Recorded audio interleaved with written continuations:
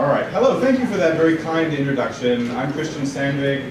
I'm happy to visit 22 Ways to Think About New Media. I have one word for my way to think about new media that I'm going to try and introduce to you today. So my word is algorithmically. That's the word for my way to think about new media.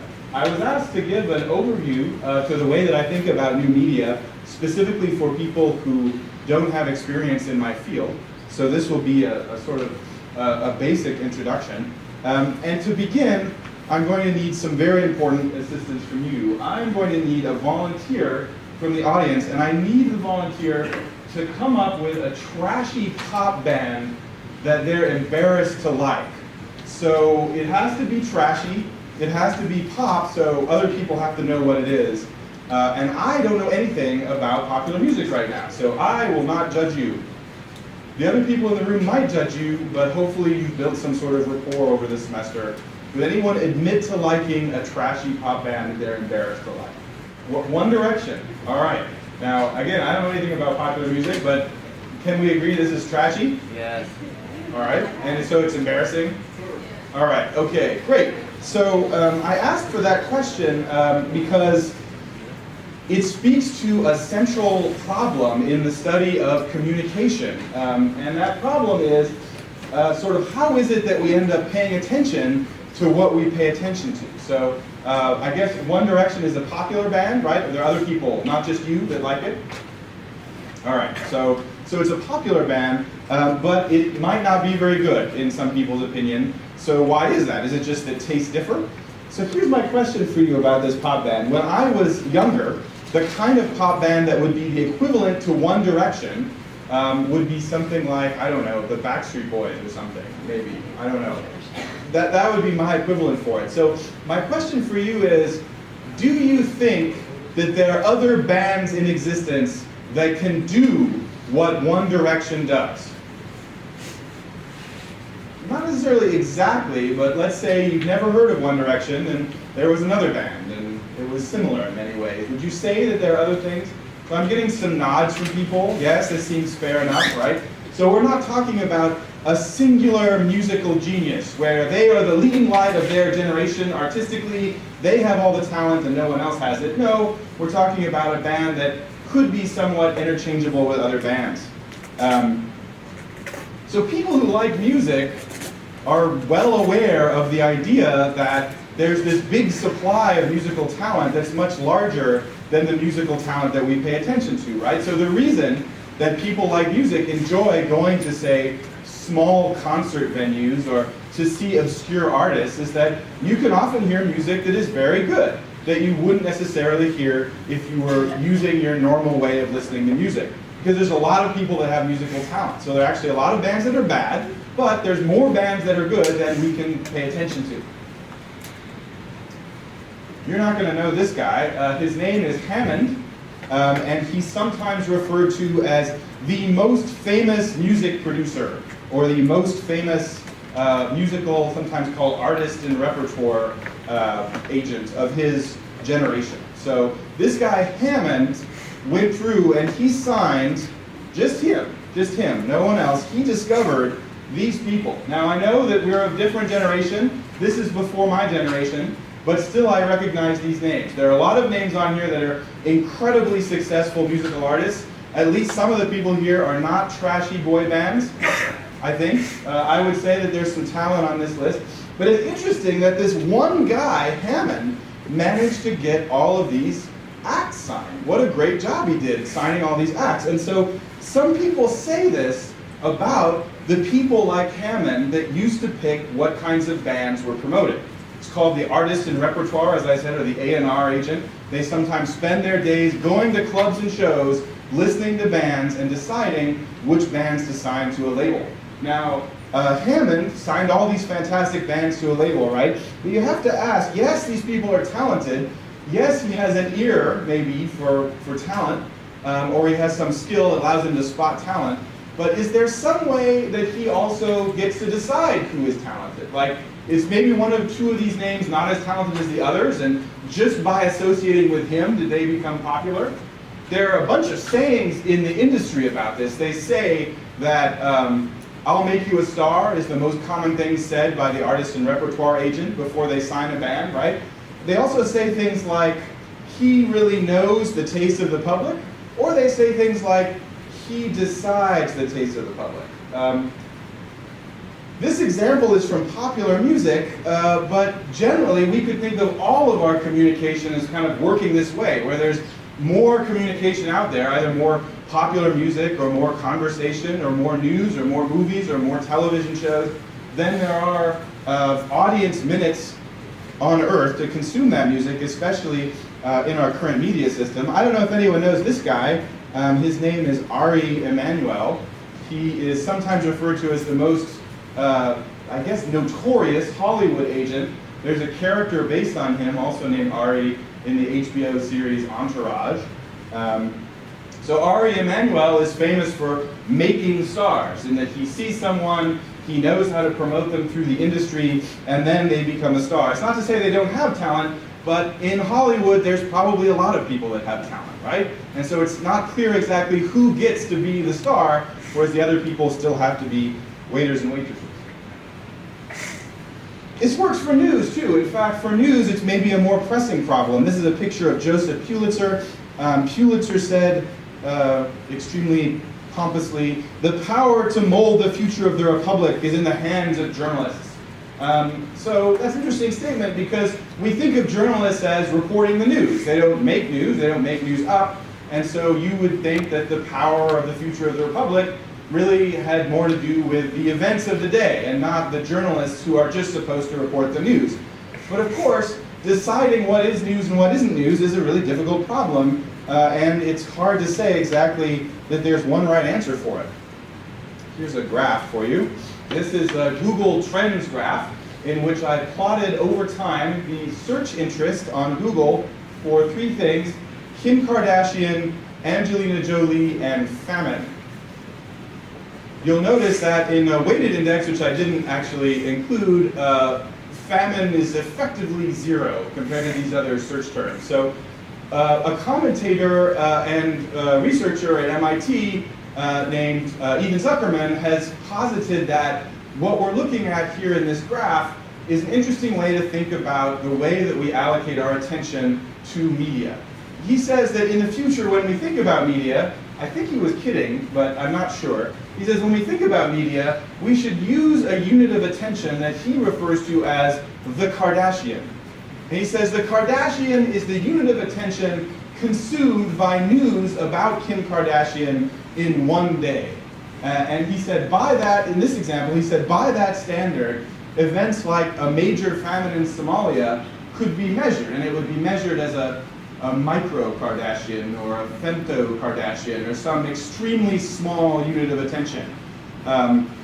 He says that he chose Kardashian because Kardashian, so all right, again, I know nothing about popular culture. I had to look up who Kim Kardashian was.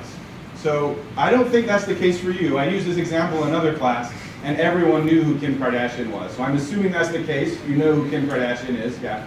So Ethan Zuckerman says that Kardashian is interesting because Kardashian is now famous for being famous. She does things where they're news, but it's not particularly because of any special quality. Like it's not like, oh, this person is the most gifted pianist of 10 generations, right? It's just, this is a famous person and now they're famous and the things that they do are news. So he points this out because he's mad at the allocation of attention, at least in the world today. He says, you know, admittedly, it's very difficult to know how we should allocate our attention, but something seems wrong about this, right? So I know we don't read newspapers on paper anymore, but if we did, I'm sure I could fill that paper with terrible earth-shattering news about things like genocides, for example. I could probably fill the paper exclusively with genocide. There is a lot of genocide that goes on in the world, but we don't usually talk about it that much or think about it that much. Certain countries, when something happens in those countries, it's more likely to become news than things that happen in other countries. Some countries we never hear anything about. And it's hard to know exactly how to feel about that. I don't know about you. Personally, I do not want to fill my Facebook feed with genocide. That is not what I want to do. But at the same time, if you filled your Facebook feed with genocide and I filled mine with kittens, I have to say there's some way in which you seem like a better person than I am. I don't know. I mean, you seem like, I don't know, there's a duty that you have to society that you're fulfilling by in consuming all this important news about genocide. It doesn't have to be genocide, but how do we trade off the topics that we should be paying attention to? I mean, if it's not genocide, maybe it's environmental devastation, maybe it's government, maybe it's the next election cycle, maybe it's high taxes. I don't know, but they're important issues, and it seems very difficult to know how our attention should be allocated. Zuckerman says famine zero is not the best allocation, and in fact, certain topics deserve more attention than they receive. We have this feeling that today we get attention in a different way because we can all just go around and do whatever we want on the internet. So we can do things like promote our garage band on YouTube, and then that band might strike it big because people just look at it, right? And so there might be no Hammond involved. So we don't need someone like Hammond anymore. Maybe it would help to have Ari Emanuel be our agent in Hollywood, but again, maybe you could just produce your own films and you could put them out there, and then that, through some organic process of people selecting content that they like, would become something that people pay attention to.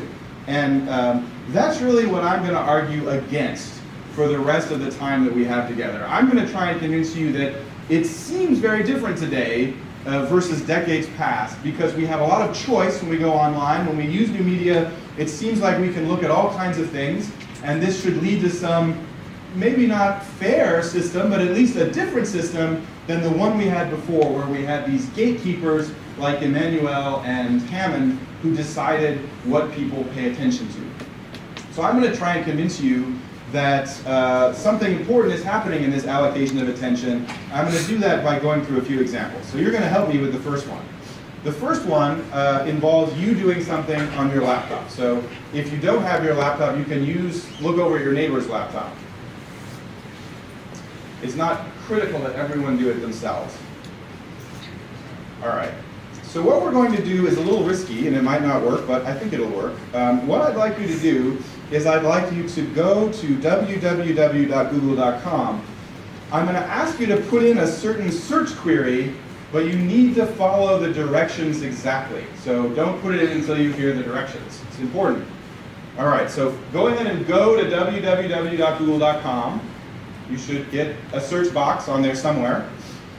Now don't follow the directions until you read them all. So all right, what I'd like you to do is in the search box, type puppy space dog space, but don't hit enter.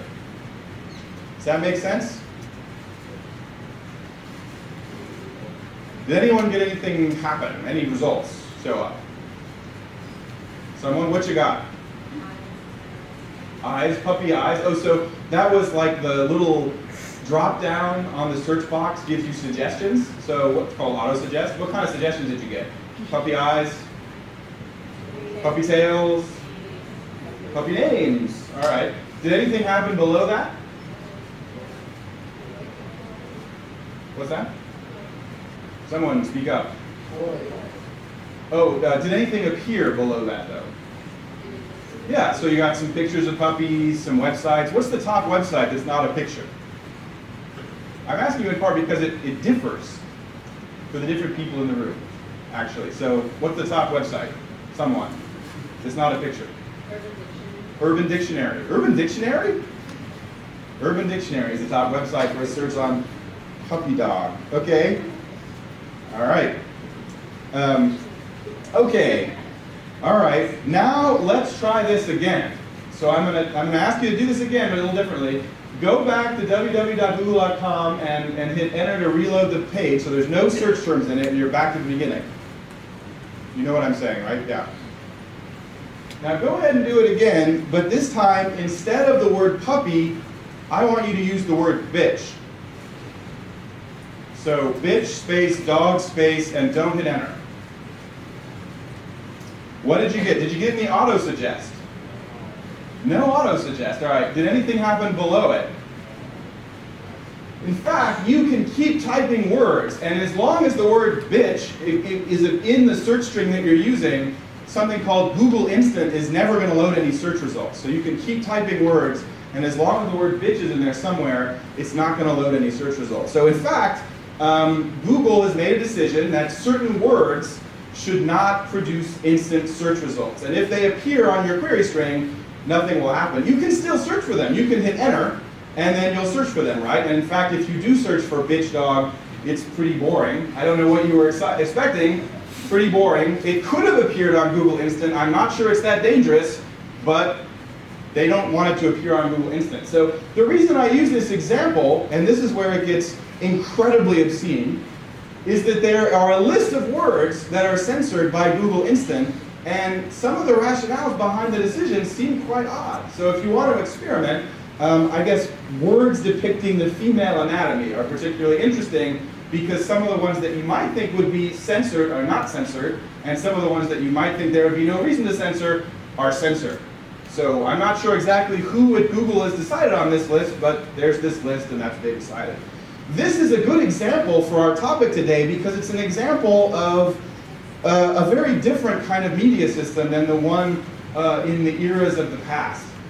It's not that you can't find a particular kind of information on the internet by searching for it. Instead, it's that there's something that makes one kind of information maybe a little bit harder. So there's a tiny little obstacle. It's not much. In this case, it's just hitting enter. You can still search for whatever words you want, although actually some words won't produce results either. But just for this example, you can still search if you hit enter. However, certain words are a little bit slower. They don't produce instant results. Probably the rationale behind that is that Google was afraid, particularly with its image search results, that some kinds of misspellings or something might cause an image to appear suddenly and you hadn't hit enter yet. So maybe if you made a typo, I guess, I don't know. And I'm not sure. It doesn't make a lot of sense, actually, because they do have this thing called safe search that is supposed to prevent, graphic pornography from showing up randomly.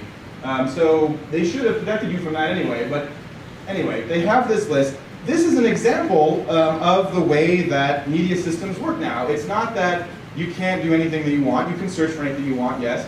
But that there are constraints in the system that change the results, and often they're quite difficult to detect. Did anyone know about Google Instant censoring particular words? No. No. And maybe it's not that significant, because you can still search for whatever you want on Google, right? It just delays some searches over others. All right. Did anybody find any shocking things that were censored? I saw some of you typing furiously. I know you were doing something. All right, no one will say. Okay, well let's extrapolate from that example slightly to another example. So I'm guessing that all of you use Facebook. Or most of you. All of you, maybe all of you. All right, what I'd like you to do, if you could you go to your Facebook news feed? So typically you would just go to facebook.com and sign in, and that would take you to the news feed. After you pull up the news feed, could you do me a favor and go to the upper left corner of your news feed and pull down this thing that says news feed, and whatever it's selected, it's probably top stories, change it to the other one. So it's probably top stories, and you'll change it to the most recent. I should say that Facebook has a different user interface for different users. So if you're using, this is the most recent user interface, which I'm on, but some of you might have the last iteration. In that case, it would be over here, the button that changes. So, all right, feel free to switch it back and forth. Does anybody see any big differences? First of all, does anybody have no difference? So they change it and the stories stay exactly the same. I'm doubting that. I think everyone will change. Does anybody, so let me guess here, based on my knowledge of Facebook and how it works. I would guess that switching that switch to most recent is likely, for some of you in the room, to produce a status update from someone that you don't often interact with on Facebook. Or maybe you didn't even know they were posting on Facebook. Did anybody have that experience? I did this once, and I got some in other languages. Anyone have that experience, or you're too shy? Yeah, just raise your hand. I'm not going to call on you and humiliate you a lot. So we have maybe 8 people, I would say, raise their hand. All right, so I don't want to make this a status game, right? But will anyone tell me how many friends they have on Facebook? Or is that too embarrassing? Is that worse than the boy band question? Yes? I can't hear you, I'm sorry. 1,600? Yeah, and that's the kind of number I would expect for a college student. The number of average friends has been going up every year. It's typically in the hundreds. College student, might be a little lower than that, but I don't know. Anyone else? Their number? 400? 400 and something? Right? Other people? Any big differences? Anyone have like 2 friends or anything? You don't want to say. All right, that's fine. I withdraw the question. Okay, so let's just do a little math here, right? Let's say you have 400 friends. These 400 friends, they're not all using Facebook, but probably some of them post status updates sometimes. What do you think happens to that material, right? Because we know that let's say, I don't know, only 10% of them are actually using Facebook actively. Well, that's still 40 people using it actively, and if they post once a day, that's probably more Facebook than you read. Of course, it depends on how much you read, but many people do not spend huge amounts of time reading Facebook. They kind of skim through it. Just from some simple math, we know that a lot more content is put into Facebook than can possibly be taken out. So, right, let's say you put a status update on Facebook and it gets no likes, no thumbs. What conclusion would you come to? Well, before I learned about this, thought that people didn't like me. Or they didn't like my post, or my post wasn't interesting, right? But actually, another explanation is that nobody saw it, because a lot more information is put in than can ever be taken out. Facebook filters almost everyone's news feed basis of top stories. You can switch it to most recent if you want, but after a little while, Facebook will switch it back. So go ahead and switch it if you want, it'll get switched back. And what Facebook is doing there is it's making a decision for you to put some things at the top, and it's probably doing it on some level in your best interest. I don't know. Did anybody find that they liked it better when they were on most recent? I like most recent way better, actually, but maybe it's just me. I find that Facebook does a terrible job of curating my friends. So Facebook has, oh, no, that's not what I'm talking about right now, sorry.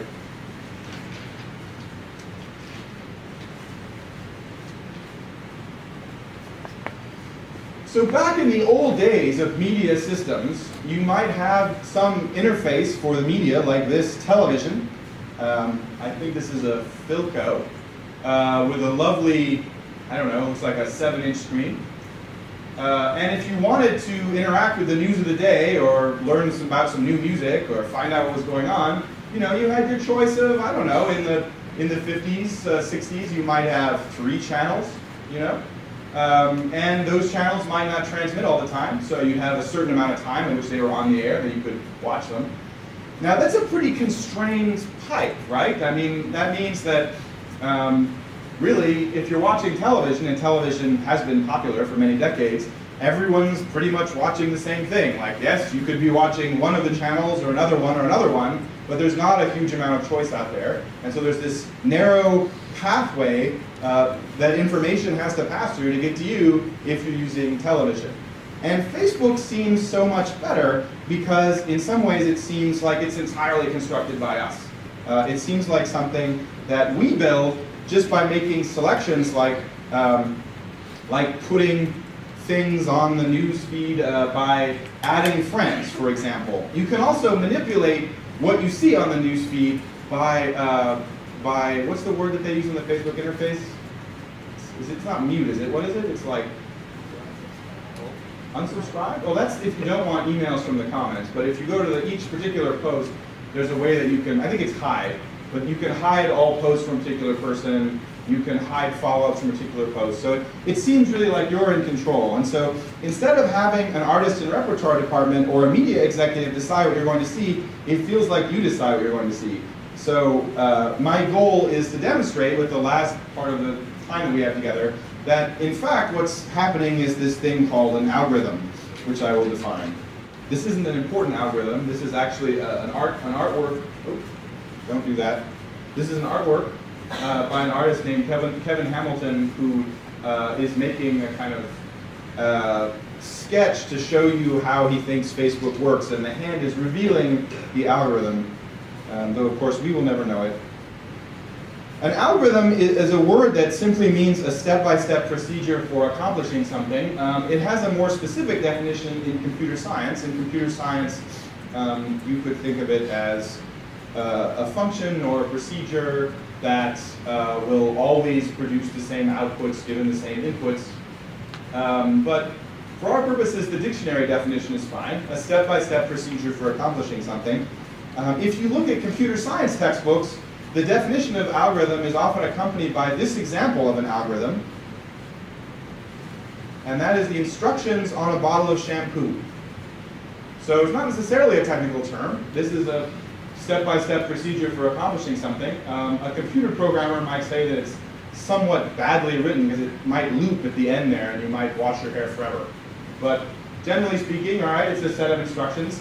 Now, these instructions for accomplishing something obviously are optimized for some reason, right? So in this case, some people have pointed out that these instructions might be optimized to sell shampoo. Most people do not need to lather their hair more than once. Again, I'm not going to pry into your personal hygiene situation, but perhaps these instructions are designed to sell more shampoo. In college, I lived with a vegan environmental activist, and I am confident that this was not his algorithm. He had a different algorithm, and I'm not sure what it was, but it involved a lot less use of shampoo. So you might have an algorithm that optimizes for this or that. His algorithm optimized for water conservation, for example.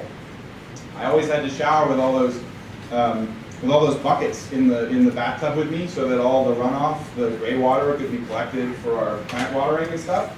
So our algorithm optimized for water conservation, but you could optimize for other things, right? You could optimize this algorithm for speed. You're in a hurry in the morning. Maybe some people might omit a step if they're really in a hurry, right? You could optimize for cleanliness. Maybe your hair is really dirty.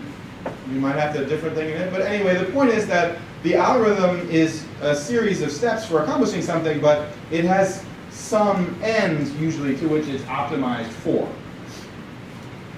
Some people in computer science, just to prove how non-technical this idea is, some people in computer science have objected to the word algorithm, and they've said, really, it's no different from a procedure or a recipe or a series of steps. And it's not even clear we need this special word, but typically when we implement these series of steps in a computer, we do call it an algorithm.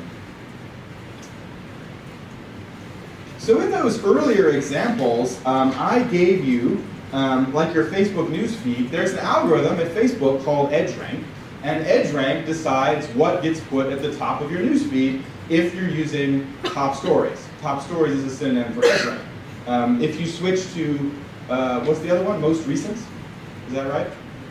If you switch to most recent, that's an algorithm too, right? It's just most recent.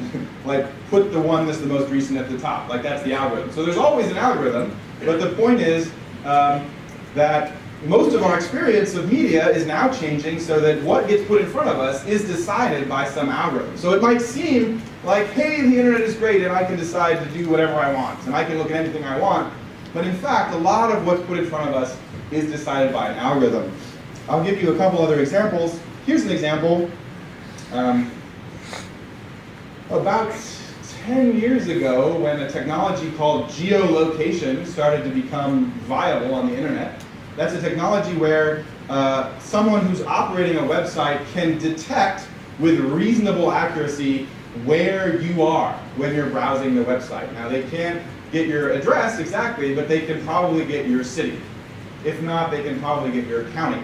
So when that technology first became viable about 10 years ago, one of the early clients of the technology were political parties in the United States. And one of the things that they did is they didn't have a lot of data about the people visiting their website because you didn't have to sign into anything to visit a political party website. It's just a website. They didn't have a lot of data about the people who were visiting, but they said, well, this geolocation technology seems pretty great. One of the uses of it was that the Republican Party in the United States decided that they would use an algorithm to determine the order in which things appeared on their website's homepage. And I don't know the entire algorithm, but a political scientist named Phil Howard reverse engineered it to the point where he figured out that one part of the algorithm was that they said, well, if you are from a southern state, we're going to put our platform item on gun rights and abortion at the top. And if you're from a northern state, we're not going to show that. It's still going to be on the website, but there'll be a few clicks to get to it, right? Now that's pretty crude. I mean, I don't think it's true that everyone in the North loves abortion and everyone in the South, wants more guns. Like, that's a pretty crude way to personalize content, but still, apparently it did something for them. They were willing to pay for that technology. My point to you is that since then, this technology has become more and more sophisticated such that most of your experience online is computed using some sort of algorithm, like a step-by-step procedure. Those of you who are paying a lot of attention at the beginning might say, well, but who cares? I mean, after all, don't you think those television executives had an algorithm? I mean, maybe they didn't call it an algorithm, but don't you think they had a procedure of some kind? I mean, they did something over and over again, right? So it's not like they were doing a great job necessarily. It's not like it's more fair to have some, weird-looking old guy decide what music is popular versus a formula. And that's true, but there are some features of the algorithm that make it quite different from what came before, as I'll try to elaborate in this next section. Let's do another Google one and then a Twitter one. I need your help for this one as well. Can you do me a favor and go to google.com again, and can you search for Victors, Victors, and then see what you got. I did this search just before coming to class. So I did this just before coming to class. I have an ad in German. Anyone else have an ad in German? You got an ad? Any ads? You see, the ad is supposed to have a differently colored background, but they're very clever about the color choice so that it washes out on most monitors. So actually this top one is an ad. You can tell because it has a line and it has a different colored background. It says ad. Anyone have an ad? No ads. All right. Well, my first result is a cafe in Minneapolis. What's your first result? Which one? Restaurant? Victor's Restaurant in Ann Arbor. All right. And does everybody have that, or does anyone have something else? Everyone has. Okay. So what happened is that I ran my search through a system that anonymizes me and strips out as much information as possible about me. And so I'm not exactly sure why this led Google to conclude that I am German.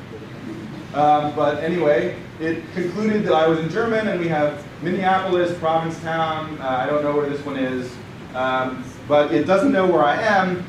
This has sometimes been called the filter bubble, or the search bubble, or the personalization bubble. The idea that a room full of people, although it doesn't actually happen in university classrooms. I'd love to do a demo where it happened here, but a room full of people can all get different search results. The reason it doesn't happen here is that geolocation is actually a really important way that they determine what results they give you, and for reasons that are, not that interesting, geolocating as coming from a university network is a really good signal about what they think you want, and so everyone tends to get the same thing. But you could probably get something different if you did the search on your phone, because then you wouldn't read as coming from the university network. So if you use the web browser on your phone, you'd probably get a different one. All right. Okay, let's bring this back to some notion of our duty and of justice and important topics, and not just restaurants. Let's look up Twitter. How many people in class use Twitter? Twitter. All right, so maybe 40%, I don't know. So okay, in case you're not familiar with it, I know most of you are, but in fact, usually some people aren't. So in case you're not familiar with it, Twitter is a service that allows people to share status updates mostly publicly. That's usually what it's for, is to share them publicly. There are ways you can not share them publicly, but most people share them publicly. Usually they use an account that is a pseudonym, although not everyone does. Some people can be found with their real name, but there are a lot of pseudonyms. Very different from Facebook, right? Facebook gets mad if you don't use a real name. If you use a silly name, they'll delete your account after a while if they find it. So Twitter restricts the number of characters that you can type in a status update to 144, I want to say. Is that right? 140, all right, sorry. One interesting thing about Twitter is that one of its early selling points was that it didn't use an algorithm.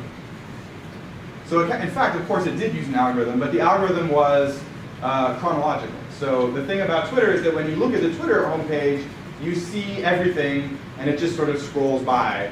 It's not selected for you. They've decided not to do that as much anymore, but anyway. So one of the conventions on Twitter that you may not be familiar with is that some people, since they have such a short amount of space, will indicate when they're typing a status update on Twitter that it's about a particular thing by putting the pound sign or the hash sign in front of some sort of a tag that refers to the thing that they're talking about. And that's called a hashtag. So this is a blow up of a little box that appears on the lower left of the twitter.com page if you want to see it. And what this is it's the same kind of thing as Facebook's top stories. It's Twitter deciding what you think should be important that's going on right now.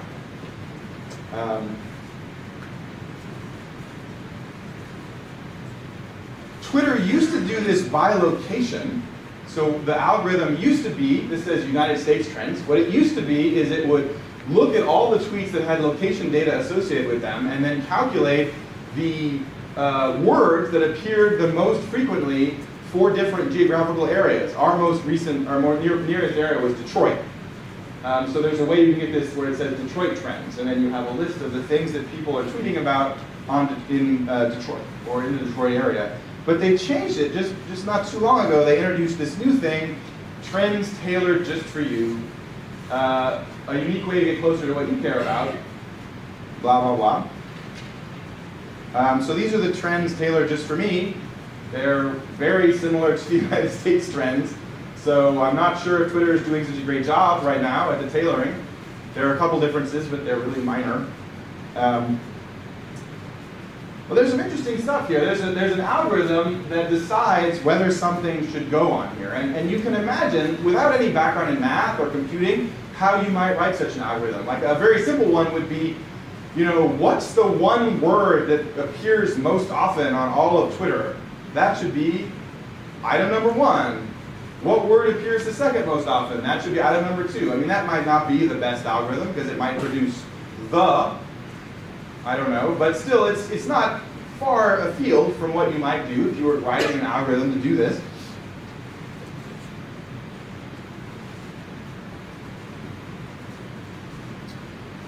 Last November, the Black Student Union at the University of Michigan started a hashtag campaign where they all got together starting, I believe, on November 20th, and they decided that everyone in the Black Student Union and their friends should tweet using the hashtag #BBUM, which stands for Being Black at the University of Michigan.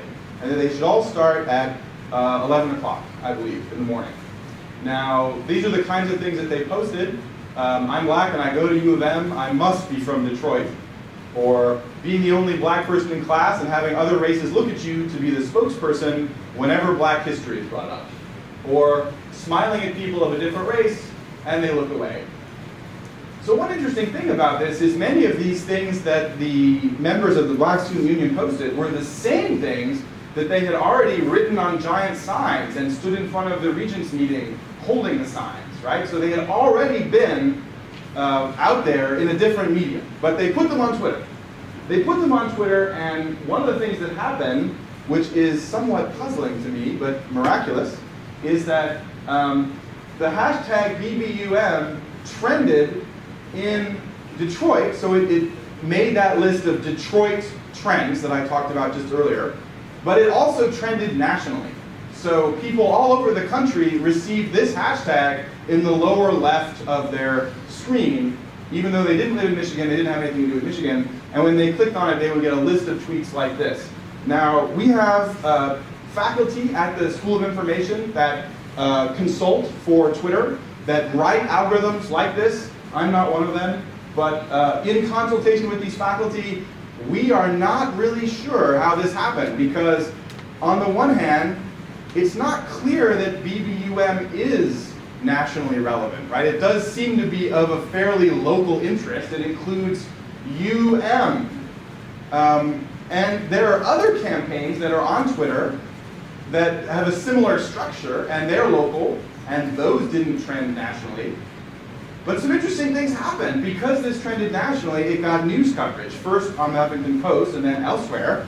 And then the university responded remarkably. I think they responded within 24 hours of the campaign. Now, you could argue they would have responded anyway, but my suspicion is it probably meant something to them that this was trending nationally. So some of these tweets did things like they referenced the University of Michigan's recruiting materials for the school, and they said, this isn't what it's really like here. And so the fact that this was trending nationally might have been seen as, whoa, the university's thinking like, oh my gosh, we really have to do something. And so as an outsider following this from the news coverage, I was shocked by the degree to which there seemed to be at least noise about the university responding to this in some way, even though the same messages had been posted on signs and held at rallies, and nothing happened. So the fact that it trended nationally seemed to produce at least some response. The student was invited to address the regents meeting, I believe. The provost issued a statement. It was front page in the student newspaper. And subsequently, there were things like there were panels on news shows where students from University of Michigan and UCLA were invited to talk about what life was like at their institutions.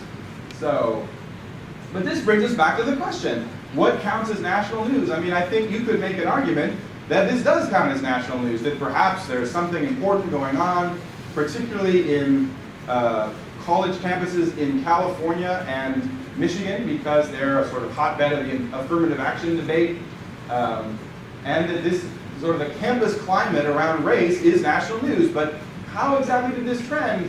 I'm not sure. Well, it's because probably of this idea that the rate at which something is growing is the determining variable in the equation. So it might be that. This is a saying that is kind of hangs around the web industries a lot. Maybe you've heard it before, I don't know. The saying is that when something online is free, you're not the customer, you're the product. This is, of course, true of all media that are supported by advertising. It's not just true of new media, but it's worth revisiting in the context of new media because of the way that these algorithms have a relationship to data that are collected about us. So, for example, if you wanted to get something on television, there are all kinds of things that you can't get on television. And you might be able to guess what those are, right? I mean, you know that there's some obscenity rules, so you can't get things that are obscene on television, but you can get them on the internet. But there's actually all kinds of things that don't get onto television. If you're interested, you can look up things like censored commercials. So commercials that advertisers are willing to pay television networks to air, but the television networks refuse them. So an example of censored commercials is there's a series of commercials by an advocacy organization that are a series of environmental commercials that are relatively tame, I think, but they advocate that everyone should take one day a year and not buy anything on that day. It's called Buy Nothing Day. So that's the ad, and this ad has been refused by a number of television networks. You can imagine why. I mean, basically they're dedicated to buying things. So here you have an ad that says, you know, we buy too many things. Maybe you should not buy so many things. And they might think, gosh, you know, what's Dove soap and Cheerios going to think about this if this ad runs in between their ads? You know, it seems sort of like we're saying, don't buy Dove soap and Cheerios. So there's all kinds of things that you can't get on television.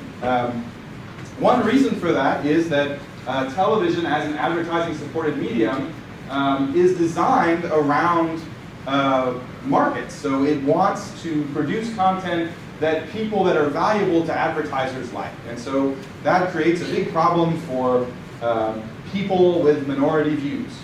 Because typically, if you have an unusual way of thinking about things, you find your views won't be represented on television.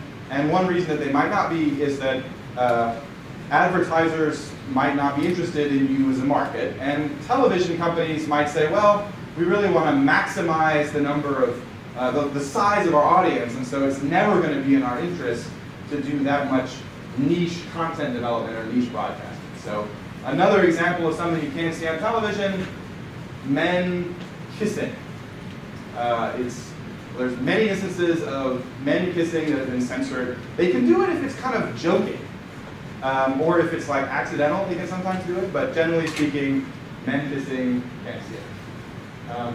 Okay, now let's move it over to the internet. The thing that's different about the internet is we have an advertising-supported medium, but it used to be that the content of the medium was linked to the ads, and that's no longer the case, and that's a big difference.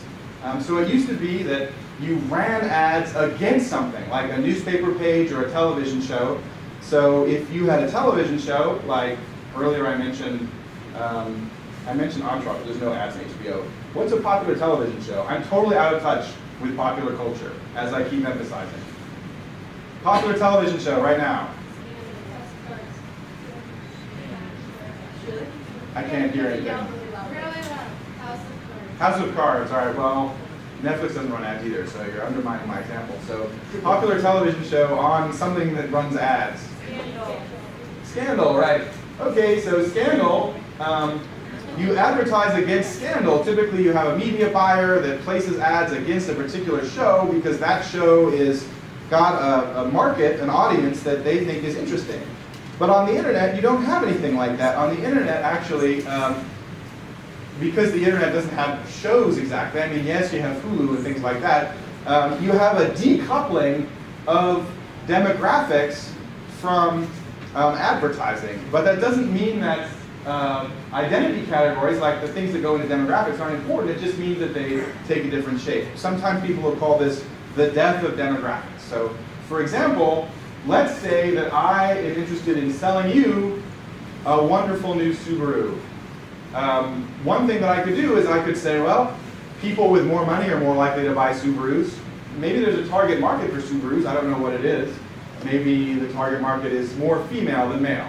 So I might make these approximations and then find an audience that matches and run ads to that audience. However, it's pretty imprecise, right? I mean, men probably buy Subarus too. People with less money probably buy Subarus as well. Maybe they just have more financing. It's pretty imprecise. So rather than use these demographics, what people really want is they want, why bother with these approximations? What I want is, are you interested in buying a Subaru right now? That's what I want. I don't want like something like, oh, well, you're a man and you're white and that's okay for buying a Subaru, so I'll run you the ad. What I want is to see your purchase intent and not to approximate it. So let me give you one other interactive example here. Some of you did in advance. You might have to sign into your Google account and then go to this link. I am not sure.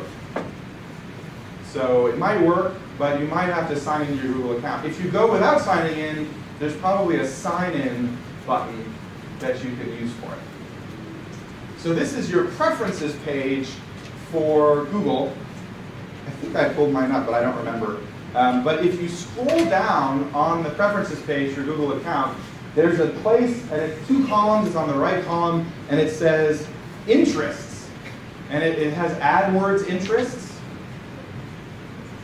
Do people see that? Is this working? People got to AdWords interests? Yes, we have some nods, AdWords interests. All right. So this is not a view inside Google's algorithm. Google owns AdWords, by the way. It's the largest advertising network on the internet. But it is a sort of a tiny little slice of it. So this shows decisions or judgments that have been made about you by Google's advertising placement algorithm. So these are the things that Google thinks you will be interested in advertising about right now. And they're very volatile. So they will actually change as you browse the web. So you can browse the web in another window and they will change. They're not like demographics that stay around for a long time. In fact, they usually have like a 2-week lifespan at most. I was quite appalled by how totally inaccurate they were, which somewhat undermines my point in this lecture. So at different times, for example, depending on if you have a Google Plus account, your gender might change, your age goes up and down. Does anyone have anything interesting that they think is wrong on their list? I had hygiene, and I want to object to that because I am no more interested in hygiene than the average person. I do not see myself as really interested in hygiene. Does anyone have anything that they were surprised to find on that list? Someone else has hygiene. They're trying to send us a message. Huh? Dishwashers, all right, and that's not accurate. No. Uh-huh. Agricultural equipment. What equipment? Agricultural. Agricultural equipment, and you're not interested in agricultural equipment. No. Uh-huh. Shooter games. Shooter games, okay, all right. So maybe they haven't gotten all the kinks out yet. Does anybody have anything that's really accurate? Spookily accurate? Anyone want to confess one that they think is quite accurate? Houston. Other hands, yeah? What was it, Liverpool? Uh-huh. Uh-huh. Sports? In the back? Or action adventure films? With the hat? Desserts and what? And baked goods. All right, desserts and baked goods, right. Okay. Now, I'm drawing my remarks to a close so you can get to the other business that you have for the class. And I want to do that by kind of tying this back to my main point for you here. I'll use advertising to do that. This kind of stuff is interesting in part for the reasons I started out the lecture with, because I started the lecture with the idea that we know there's a lot more stuff out there than we can possibly pay attention to. So there has to be some mechanism for sorting it. Sometimes that's called gatekeeping, and showing us only some of it. The internet appears much better than television because it seems like you're in control of everything. You know, you can choose what friends you have on Facebook, therefore it seems like you choose what comes on your newsfeed. Similarly, you can go to any website you want, so it seems like you get to decide what you're looking at. You can search for any search term you want. However, my argument to you is that there's actually an apparatus that filters your attention and shapes it. And maybe it's not as strict as that television executive who says, your band's not going to make it, and your band is going to make it. I wasn't pointing at anyone in particular. But still, it's there. You know, maybe it's because you have to wait a little longer to get your search results, or something appears at the bottom instead of the top, or you know, the gun control plank is several clicks away instead of on the home page. And there are interesting feedbacks, right? We know that it's not just that someone or some mechanism is deciding who gets to be popular or who gets attention. It's also that there's a way that getting some attention leads to more attention and has repercussions, right? So this is the Kardashian phenomenon of being famous for being famous. This was an illustration in the article that I sent to the instructors for today's topic, which I liked. It's from an illustration from the Atlantic Monthly. It's actually a Works Progress Administration public domain photograph of the Depression that's famous. But anyway, it says, based on their browsing history, these kids won't see ads for colleges. And that's a very realistic scenario because, in fact, college promoters, college admissions officers, like everyone else these days, uses some algorithmic matching system to decide where to spend their money. And these kinds of algorithmic matching systems identify likely audiences for them. However, you can see in this case that there's a big normative feedback problem where if you have advertising about going to college and it only goes to people who are likely to go to college, you're making it more likely that those people are going to go to college, and less likely that other people are going to go to college. So the end result of the transition from people making flawed decisions to algorithms making secret decisions is a profound one. And one reason is that instead of being angry at the television executives, we usually aren't aware of the algorithmic process at all. And it's also something that's very difficult to determine how it works. Even the people at Google cannot really explain to you how the Google search algorithm works. It's an equation that's worked on jointly by 30 people at the same time. It's very complicated. And so we're in this new algorithmic era, and that is one of the most exciting things about new media, in part because it's exciting, because it means we can get content that's personalized to our interests, but in part, it's dangerous. And so this is the kind of thing that I am interested in studying when I think about the future implications of the internet and new media. So I'll leave you with this Kevin Hamilton's picture revealing the algorithm. Thank you very much for your attention.